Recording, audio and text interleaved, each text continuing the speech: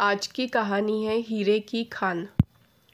Africa महाद्वीप में hero की कई खानों की खोज हो चुकी थी, जहाँ से बहुतायत में हीरे प्राप्त हुए थे। वहाँ के एक गांव में रहने वाला किसान अक्सर उन लोगों की कहानियाँ सुना करता था, जिन्होंने हीरो की खान खोजकर अच्छे पैसे कमाए और अमीर बन गए। वह भी हीरे की खान खोजकर अमीर बनना चाहता था। एक दिन अमीर बनने के सपने को साकार करने के लिए उसने अपना खेत बेच दिया और हीरो की खान की खोज में निकल पड़ा। अफ्रीका के लगभग सभी स्थान छान मारने के बाद भी उसे हीरो का कुछ पता नहीं चला। समय गुजरने के साथ उसका मनोबल गिरने लगा। उसे अपना अमीर बनने का सपना टूटता दिखाई देने लगा। वह इतना हताश हो गया कि उसके जीने की तमन्ना ही समाप्त हो गई और एक दिन उसने नदी में कूदकर अपनी जान दे दी। इस दौरान दूसरा किसान, जिसने पहले किसान से उसका खेत खरीदा था, एक दिन उसी खेत के मध्य बहती छोटी नदी पर गया। सहसा उसे नदी के पानी में से इंद्रधनुषी प्रकाश फूटता दिखाई पड़ा। उसने ध्यान से देखा तो पाया कि नदी के किनारे एक पत्थर पर सूर्य की किरणें पड़ने से वह चमक रहा था। किसान ने झुककर वह पत्थर उठा लिया और घर ले आया। वह एक खूबसूरत पत्थर था।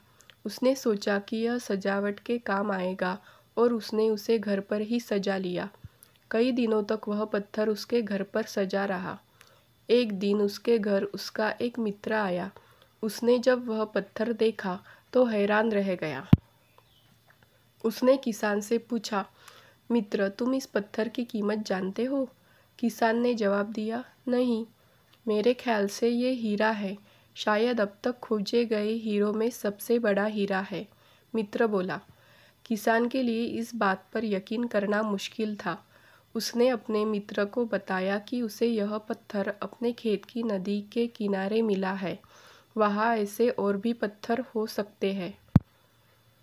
दोनों खेत पहुँचे और वहाँ से कुछ पत्थर नमूने के तौर पर चुन लिए।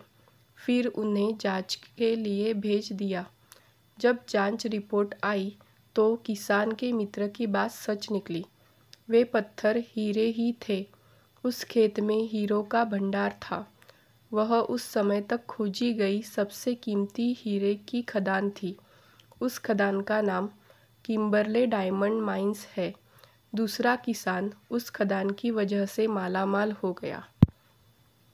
पहला किसान अफ्रीका में दर-दर भटका और अंत में जान दे दी, जबकि हीरे की खान उसके अपने खेत में उसके कदमों तले थी।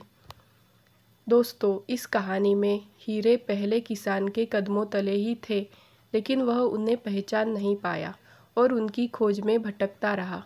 ठीक वैसे ही हम भी सफलता प्राप्ति के लिए अच्छे अवसरों की तलाश में भटकते रहते हैं।